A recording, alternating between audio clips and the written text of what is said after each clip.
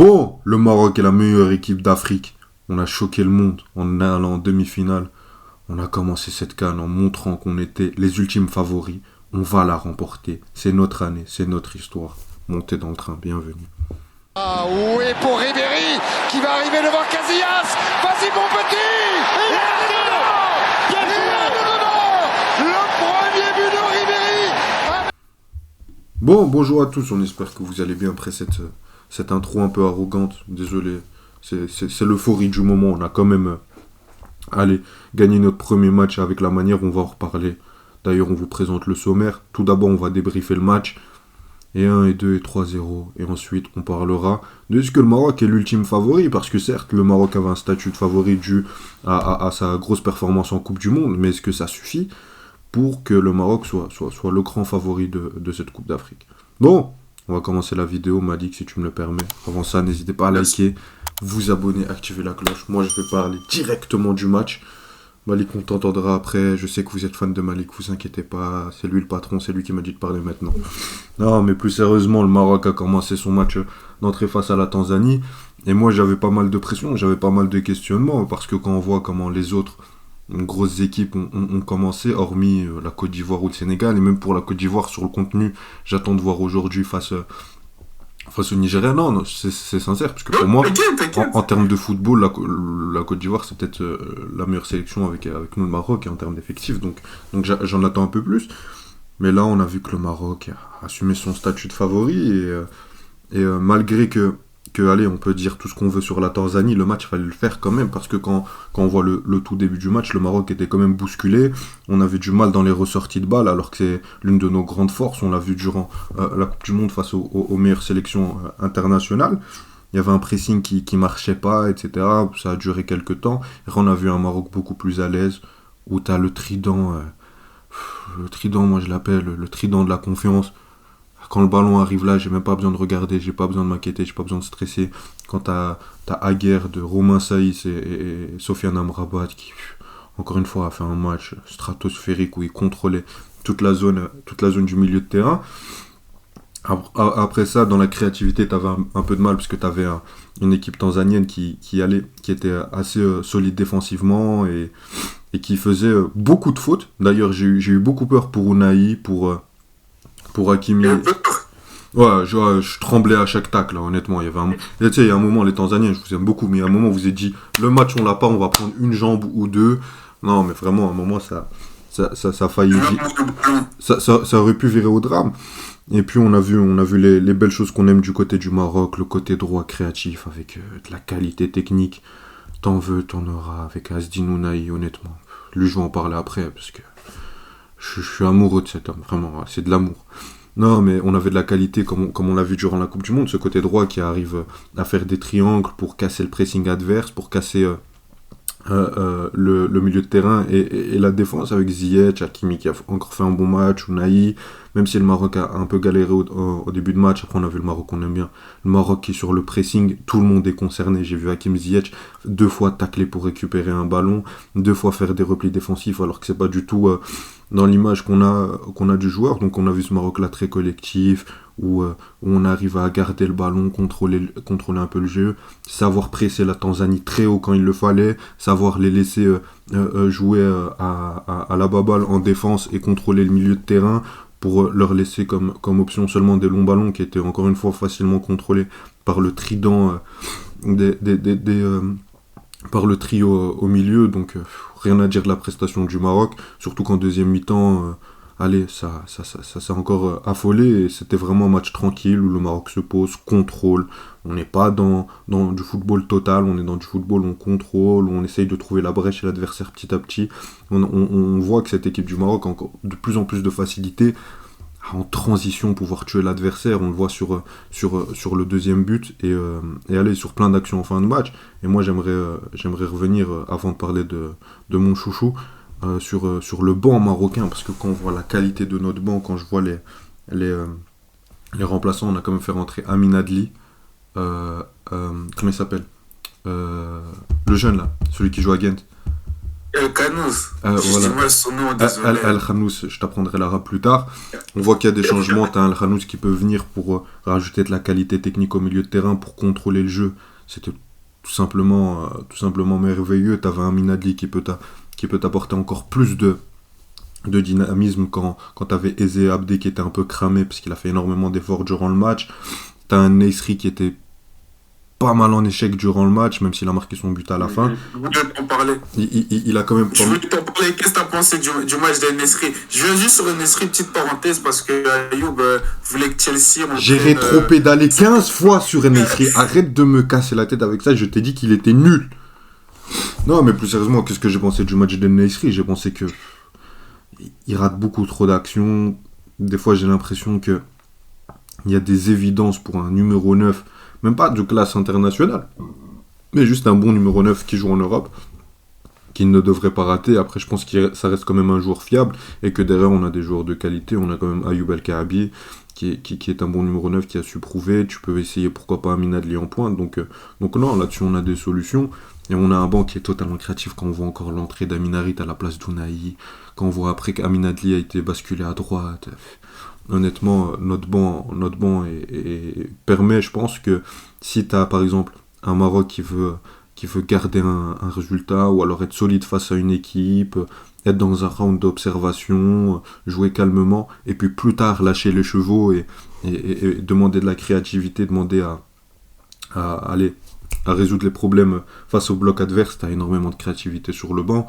Et juste pour finir, j'aimerais parler d'un joueur, d'un homme, Zinedine Zidane Ounahi.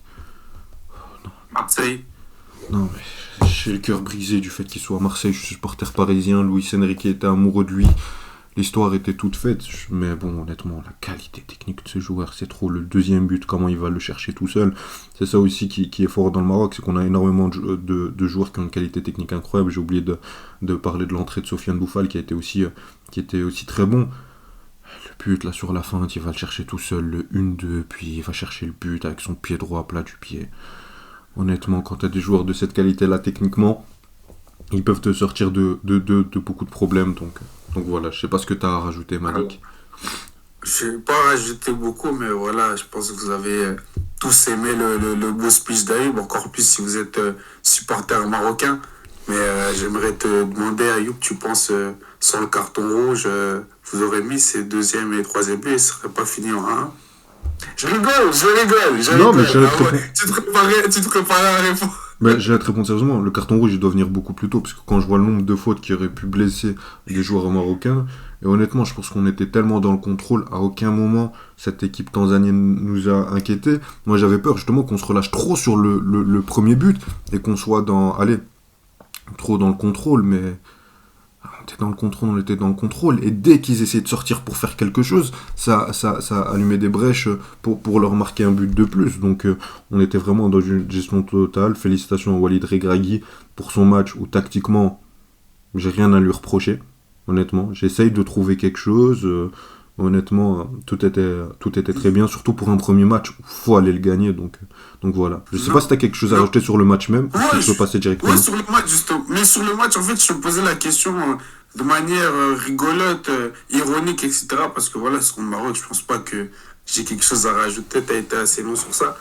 Mais voilà, la Tanzanie, on n'a juste rien vu. 0 tir cadré, beaucoup de longs ballons, beaucoup de dégagements comme t'en as parlé, beaucoup de fautes, bref, c'était sale. J'ai entendu des commentateurs dire c'est la pire équipe de la CAN. Franchement, sur ce qu'ils ont proposé, c'était vraiment dégueulasse parce qu'on a vu, des petits face aux gros favoris, comme t'en parlais au début. On s'attendait peut-être à la Tanzanie, peut-être pas qu'ils gagnent le match, mais qui montrent que des petits séquences où ils peuvent vous déranger un peu, et c'était pas du tout le cas. Bravo au Maroc. Premier match, c'est pas facile. Le plus important, c'est prendre les 3 points, encore plus avec la manière. Maintenant, dimanche, il y a un grand adversaire en face, mais bon, on en parlera un autre jour, n'est-ce pas? D'ailleurs, Malik, je me permets d'introduire ça. On fera un avant-match du Maroc-Congo. Mais bon, à part dire que le Maroc va gagner 3-0, je vois pas trop ce qu'on pourrait dire. Maintenant, Malik, moi je vais te poser une question. C'est la deuxième question de la vidéo. Est-ce que le Maroc assume son statut? Est-ce que le Maroc, est l'ultime favori de cette CAN? Vraiment, quand je te dis l'ultime favori, on sait que c'est l'un des favoris, etc. Est-ce que c'est le favori ultime? C'est le grand favori. Avant que je réponde à la question, je veux mieux la comprendre. Est-ce que il mérite d'être considéré comme le favori ou si juste pour moi c'est le favori? Je sais pas si tu vois, il y a une différence. Les deux? Moi, je dirais que oui, rien qu'avant même que ce match de la Tanzanie.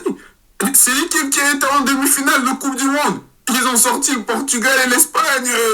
Bien sûr que c'est les favoris. Bien sûr que oui, le Sénégal, c'est les champions en titre. Donc c'est un autre favori, on les respecte parce que c'est les champions. Mais sur le papier, en termes de joueurs qu'ont le Maroc, sur le résumé le plus récent en termes de compétition internationale, ce qu'on a vu le Maroc faire en Coupe du Monde, évidemment que c'est l'ultime favori. Et on en parlait quand on faisait la prévue de la compétition à Ayoub. Ne pas atteindre une finale, voire ne pas gagner la compétition, ça peut être considéré comme une grosse déception pour cette équipe marocaine. Parce que la sélection, c'est pas, la sélection, c'est chaque 2 ans la CAN, les Coupes du Monde, c'est chaque 4 ans. T'es pas assuré que dans 2 ans, ce sera les mêmes joueurs qui seront à ce niveau-là, s'ils vont vraiment se développer, même si c'est des jeunes joueurs et t'espères que ça continue. Mais on va dire, il n'y a rien d'assuré dans les compétitions internationales. Donc quand t'as ton opportunité d'aller la chercher, faut maximiser ta génération. Donc non, le Maroc doit être considéré comme l'ultime favori. Et c'est une petite pression sur le Maroc, du coup. Et on va voir si vous allez assumer. On va voir si vous allez assumer. Ben, t'as tout dit. Pour moi, on est l'ultime favori dû à notre statut de demi-finaliste de Coupe du Monde. On a marqué l'histoire du football africain. Et là, on n'est pas là pour faire figuration. Honnêtement, le Maroc, pour moi, je vais te le dire honnêtement, on a tout l'effectif. Il n'y a personne qui manque. À part peut-être à Bourlel, etc. Mais c'est remplaçable. C'est genre le 11. Je pense que c'était votre 11. Excuse-moi de te couper, c'était votre 11 de la Coupe du Monde. Et ça faisait longtemps que vous l'avez plus mis. Ça fait longtemps qu'il n'y avait pas eu tout le monde, etc. Moi, honnêtement, cette CAN, c'est soit on la gagne, soit on la perd. Je ne serais pas satisfait d'une demi-finale. Je ne serais pas satisfait d'une finale. Je serais satisfait uniquement d'une victoire. On est le Maroc, demi-finaliste de Coupe du Monde. On a battu l'Espagne, le Portugal, la Belgique. On a fait nul avec la Croatie. On a battu le Canada. Là, on rentre, on a tous nos joueurs qui sont en état physique, qui sont en bon état athlétique et physique et mental. Donc, si on la gagne pas cette année, on la gagnera quand? Cette année, je vois pas une équipe qui peut nous faire mal. Il y a la Côte d'Ivoire, c'est la seule équipe qui m'inquiète. Bien sûr, il y a d'autres équipes qui m'inquiètent. L'Égypte peut m'inquiéter, le Sénégal peut m'inquiéter. Mais honnêtement, on est censé être... Honnêtement, Malik, peut-être ça va paraître pour de l'arrogance, mais aujourd'hui, le 18 janvier 2024, on est censé être la meilleure équipe d'Afrique avec un cran au-dessus de tout le monde. Je suis désolé, c'est pas de l'arrogance, mais c'est juste de l'analyse et un constat. Quand je vois l'Algérie, ils ont un effectif qui est incroyable. Mais avec Belmadi, ça commence à s'essouffler. Dans les choix, les leaders comme Mahrez, ça va plus trop. Donc même s'ils ont un grand effectif, ça va pas. La Côte d'Ivoire, il y a beaucoup de pression puisque vous jouez à domicile. Est-ce que vous avez trouvé votre football pour l'adapter à ce football africain là? Je sais pas. L'Égypte, ok, d'accord, ils sont chiants, etc. Mais bon, quand t'es le Maroc et que t'as battu les meilleures équipes au monde, tu peux battre l'Égypte. Le Sénégal, ils auront pas aussi faim que nous. Nous, ça fait un siècle qu'on l'a pas gagné. Donc je vois pas qui peut nous déranger. Qui? Le Ghana? Qui? Le Gabon? Aubameyang qui va revenir? Non. La République démocratique du Congo, sans manquer d'équipe. Sans manquer d'équipe, de respect à ces équipes africaines-là qui ont énormément de talent et qui sont capables d'aller la gagner, qui sont capables de nous battre. Et si, pour ceux qui veulent voir la vidéo qu'on a sortie hier, où on parle du football africain, que les petites équipes peuvent facilement sortir les grandes. Bien sûr que sur ça, on va rester cohérent. Mais honnêtement, si aujourd'hui, le Maroc, on a peur... Enfin, je dis pas qu'il faut...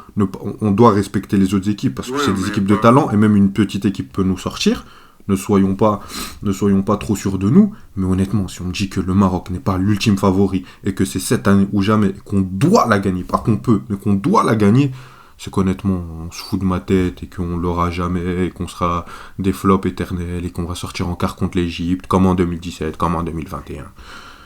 Non, moi je vais rajouter sur toi Ayoub, parce que peut-être que les fans plus émotifs te diront ouais, tu nous portes l'œil, dis pas ça, t'es fou. Je suis pas Al-Rima, je suis pas Al-Rima, je suis pas Al-Rima, calmez-vous, je suis pas Al-Rima, je suis pas Al-Rima, je porte pas le, je supporte ma nation, j'ai le droit de dire qu'on va gagner, il faut se calmer. Non, mais c'est ça que je veux dire, c'est que non, pour moi, t'as l'argument, comment dire, ce que tu dis, au-delà du fait que bien sûr, t'as sûrement une part de subjectivité parce que t'es marocain. Non, là, je suis dans l'objectivité pure. Non, j'essaie d'être le plus objectif possible, mais tu connais, il y a toujours une part de subjectivité dans tout ce qu'on dit. Mais je veux dire que dans cette situation, tu as complètement raison. Il n'y a aucune raison que tu ne penses pas que cette équipe doit avoir comme objectif de gagner cette compétition. Et ça m'étonnerait que votre coach, dans votre vestiaire, vous ne pensiez pas ça, même si, bien sûr, c'est un match à la fois, on ne regarde pas trop loin, bien sûr, c'est l'objectif, mais on se concentre sur le prochain match. Congo, Zambie, le 8e. Tu vois, il faut penser comme ça quand tu es dans la compétition, mais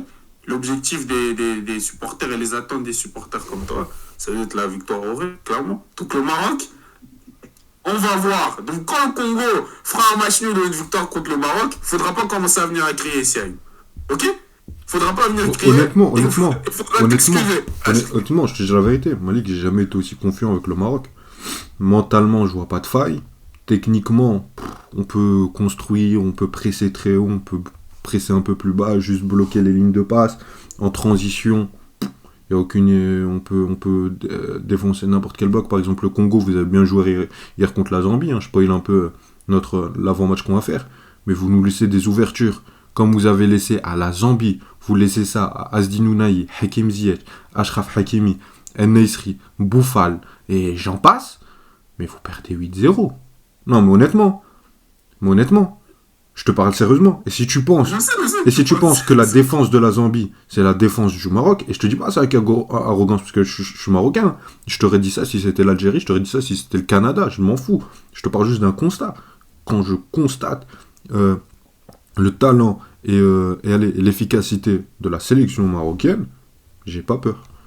Après, bien sûr, tu peux être inquiet, il y a une pression, mais je t'invite chez moi. Si dimanche 15h, mais je te parle sérieusement. 15h. Mais c'est 15h, ok. Tu viens quand tu veux chez moi de faire genre devant les gens. Bon, je pense que là on rentre trop dans l'intimité.